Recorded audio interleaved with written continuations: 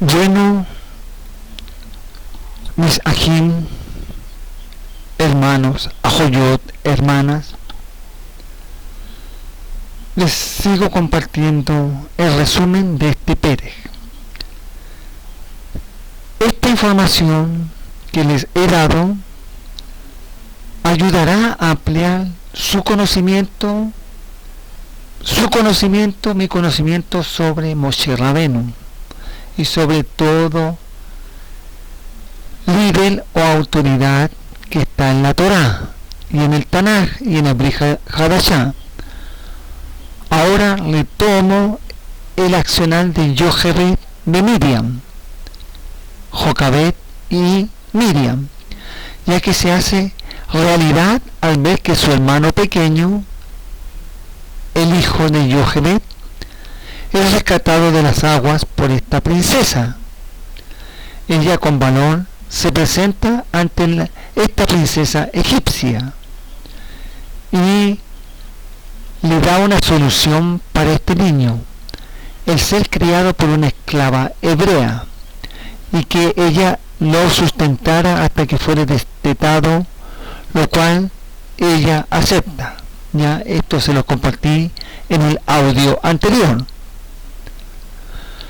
Toda su niñez y parte de su infancia es educado por su propia madre Yochebed o Jocabed y por la familia, todos levitas, como hebreo y en el temor de Hashem, de Adonai.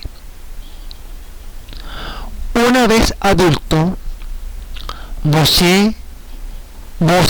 Moisés se apiada de los esclavos hebreos israelitas, posiblemente por razones humanitarias y porque sabía en sus genes sus orígenes. En un ataque de ira mata a un capataz egipcio y cuando se descubre el hecho huye de Misraim, de Egipto, a toda prisa para evitar la orden de ejecución de un faraón irritado. Huyó del faraón y se refugió en la tierra de Madián. Vaishma paró et hadavar hace vaibakesh laharoch et Moshe vaiberach Moshe mipnei paró vayeshev be'eret Midian vayeshev al Aver. Oyendo Faraón acerca de este hecho, procuró matar a Moshe, pero Moshe huyó de delante de Paró y habitó en la tierra de Madián. Parece bastante probable que Madián estuviera situada al noroeste de Arabia, al oriente de Yam-Suf, del Mar Rojo, a unos 320 kilómetros al sudeste de Goshen. Representa la distancia más corta que Moses pudo recorrer para encontrarse fuera de la frontera del imperio egipcio.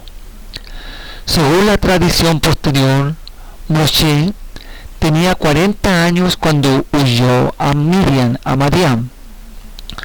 Esto resulta demasiado preciso porque divide en 3 partes los 120 años de vida que le concede Adonai. Desde su nacimiento hasta los 40 años, él vive como príncipe. Desde su nacimiento hasta los 40 años vive como príncipe egipcio, asimilado. De los 40 a los 80, exiliado en Madián, tratado netamente por Hashem, por Adonai. Y de los 80 a los 120, es caudillo, es el líder absoluto de los Benei Israel. Paró. Mientras Moshe se asentaba en Madián, y se casaba y tenía un hijo, en Misraim, en Egipto, se producía un cambio decisivo. Pasado mucho tiempo murió el rey de Egipto. Vayehi Vayamin Arabin Ahem Vayamat Melech Misraim Ve'anchu bnei Israel min ha'avodah, vayizakru batal Shabbatam el Elohim min ha'avodah. Aconteció que después de muchos días murió el rey de Egipto, y los hijos de Israel, los Bnei Israel, gemían a causa de la servidumbre, esclavitud, y clamaron, y subió a Adonai, a Hashem, el clamor de ellos con motivo de su servidumbre, a Elohim. Si el faraón de la opresión fue realmente Ramsés II, eso tuvo lugar en el 1223 antes de la era común. Sucedió a Ramsés II el musulmán débil Merneptah, a quien suele considerarse el faraón del Éxodo, bajo cuyo reinado se produjeron los dramáticos acontecimientos que se describen en el resto del Sefer Shemot, libro de Éxodo. Como tales acontecimientos representan poco menos que un absoluto desastre para Egipto, sería de esperar que el reinado de Merneptah se registrase en los anales egipcios como llenos de conflictos. Y así es. Desde luego los acontecimientos concretos que se describen en el Sefer Shemot, libro de Éxodo, no se hallan en los anales egipcios. No hay ningún jeroglífico egipcio que mencione estos desastres. Pero hubo muchos disturbios de otra especie. Repito, pero hubo muchos disturbios de otra especie. Y el reino de Merneptah conoció un periodo de conflictos en toda la región de la orilla oriental del Mediterráneo.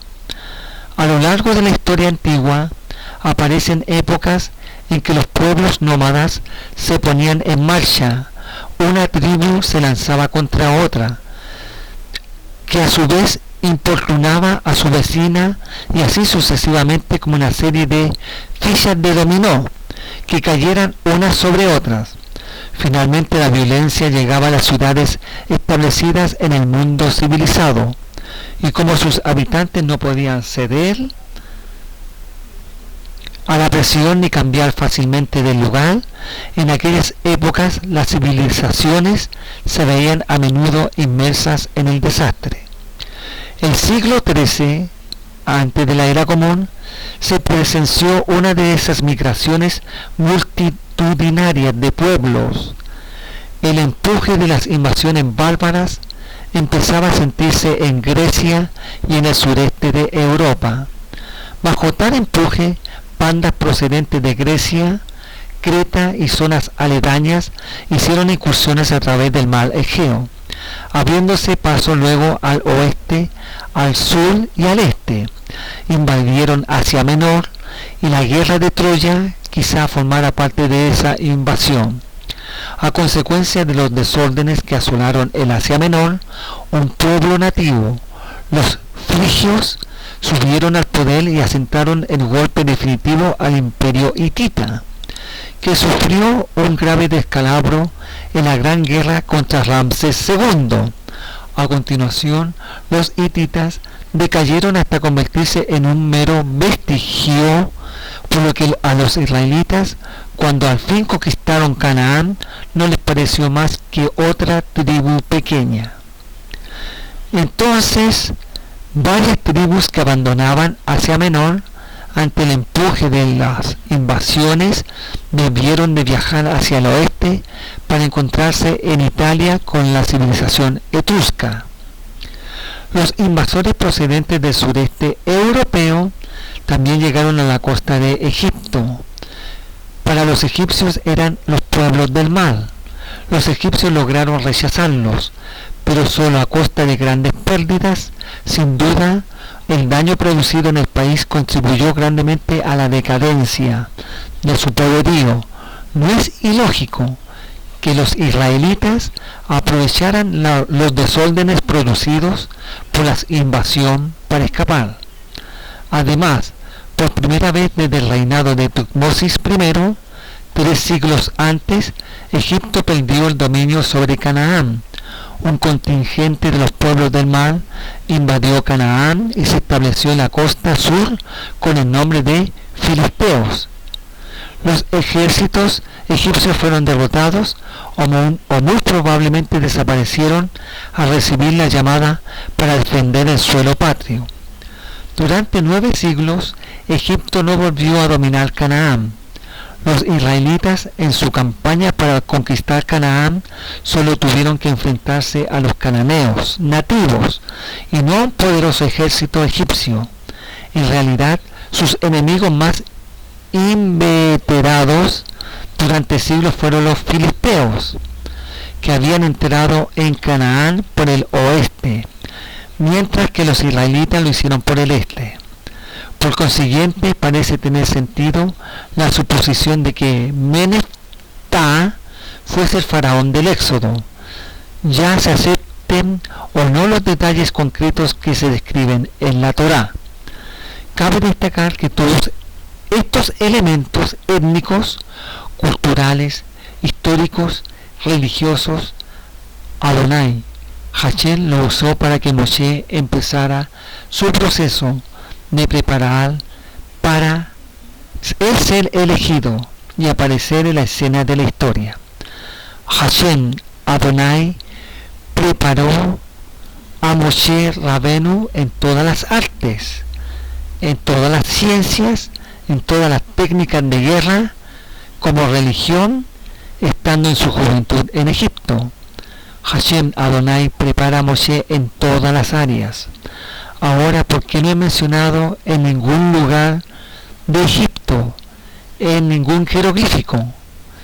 Para los egipcios, una derrota o suceso nocivo para ellos no eran anotados, solamente narraban sus victorias. Muy bien, seguiremos en el siguiente audio.